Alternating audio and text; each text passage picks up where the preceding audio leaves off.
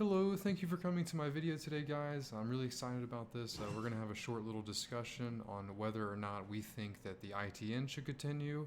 I'm going to give you guys my opinion on that, and then I'm going to give you some opinions on how we should do it.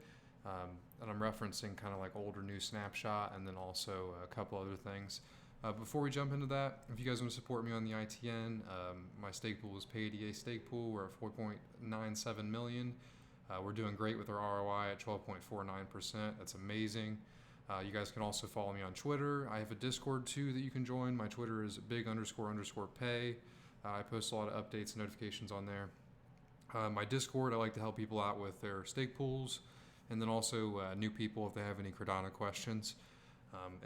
So first, I'm going to show you guys. So I was in a podcast last night. It was the Cardano Effect. I'm sure you guys have heard of it.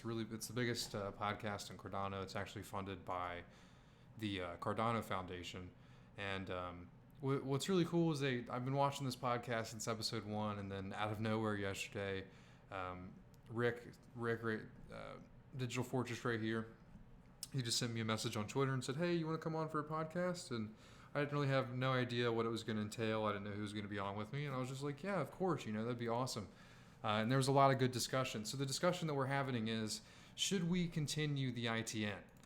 And that's the Incentivized Testnet. If you don't know, it's a testnet that's built in Rust versus Haskell. So there's two testnets going on right now. There's the Haskell testnet, and then there's the Incentivized Testnet.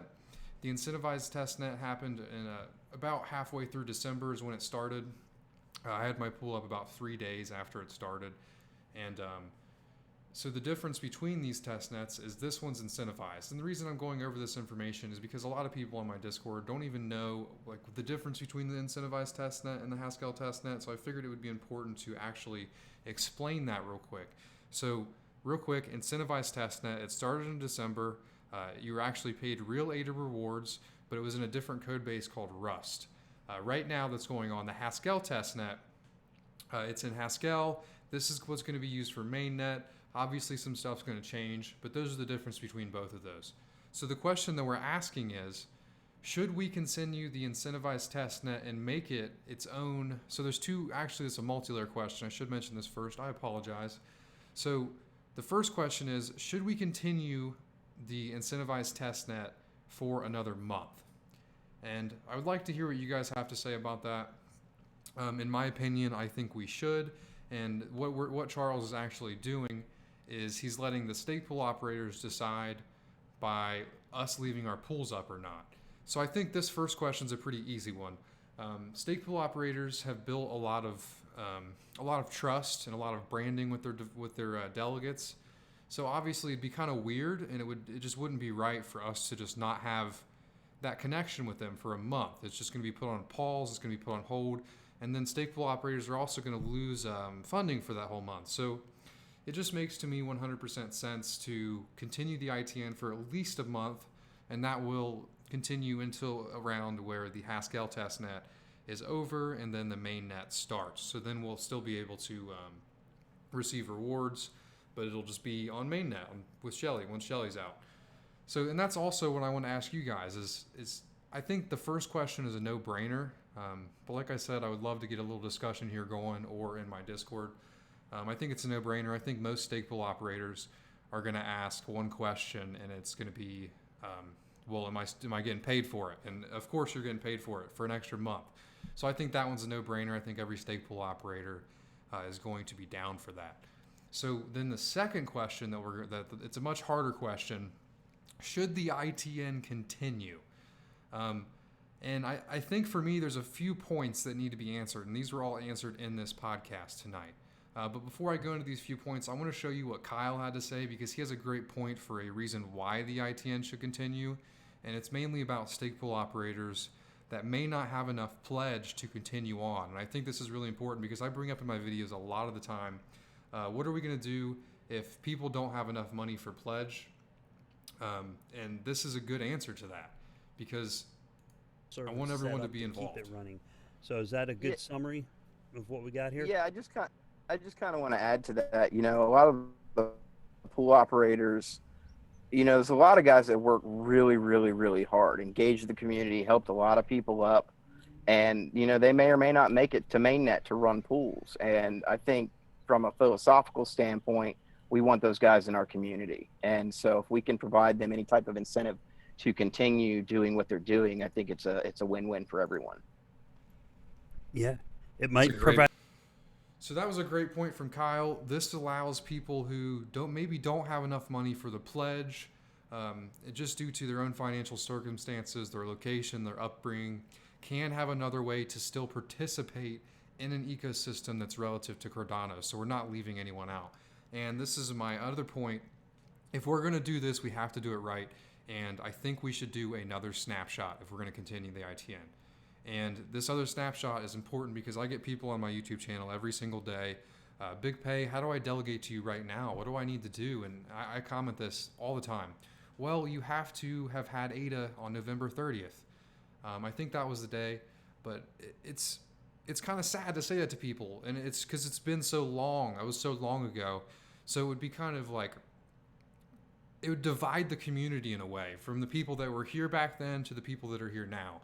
And I think it would just give a better representation of all of the money in ADA that people have, and it would be more dispersed evenly throughout the community, and it wouldn't divide us at all if we did a new snapshot. And then one thing I also brought up in the live stream, I think this is important, that the rewards from the ITN need to be included in the new snapshot, because to me that's a way of like continuing the chain, because it's going to be a new snapshot, so it's not going to have the same history. But by having those rewards, you're still keeping that history there. And that, to me, that's really, really important. And the main points I wanted to say for this to happen, and a lot of these were actually answered. So firstly, it can't take away from the value of Cardano. So it needs to have its own unique value. And that's something that we all need to think about. Charles brings up a lot of different points of what this value could be, what this unique value could be. It could be a rapid prototype chain. We could try stuff early. We could give it a different use. But I do think it's important to not just let this code go to waste. And I know that may sound stupid to some people, and also like Kyle said, a lot of people spent day and night working on their nodes, and we spent a lot of time like making this network work, and so have the developers. And it's just beautiful now that my node just is in sync. Like, they mentioned that in this live stream too. I mean, your node would crash every 3 hours in the beginning, and now it's flawless. I've had my node up for like a month or two without any issues, with no restarts. I updated to the latest update, and everything's been good since. And I think it would be bad to just let it go to waste. But we do need to talk about how the community will be divided if we do not do a snapshot, because a lot of people are just, I guess you could say, uninterested. Because they're not going to be able to participate in it, they're going to have to buy it for whatever price the T-ADA would be. And I think that's just a bad idea. So if we're going to do it, there needs to be a new snapshot. There needs to be a unique value to this chain, or it needs to have a purpose that's not going to take away from mainnet. But I agree with Charles' ideologies here of, I would rather have an internet of blockchains and then ADA be used as a utility token in there, and that would provide it value. Like, for example, Yoroi is about to add Ergo with that new partnership they had, and I'm really excited to actually have multi-assets in my wallet. And I think having an internet of blockchains just makes sense. Each different currency has a different utility, and they're all friends with each other. They all work with each other. They're all interoperable with each other. And yeah, that's my opinion. I would love to hear what you guys think. I think the ITN should live on. I don't think this should go to waste. We just, as a community, have to think of ways to continue it, and they have to be good ways, and they have to bring value to ITN. They have to also bring value to Cardano, and then it also can't divide the community. That's really important. And I want to say that I'm really happy with how this went. I didn't know this podcast was going to come about. I didn't know Charles was going to be there. I didn't know Umed or Kyle were going to be there. And it was just a really cool experience for me. It was an awesome time. I had a lot of fun. And it's really cool that they're asking for our opinion. Sorry for taking a pause right there. I just had to formulate this thought. I like that Charles is saying, like, well, what would make the most sense for you guys?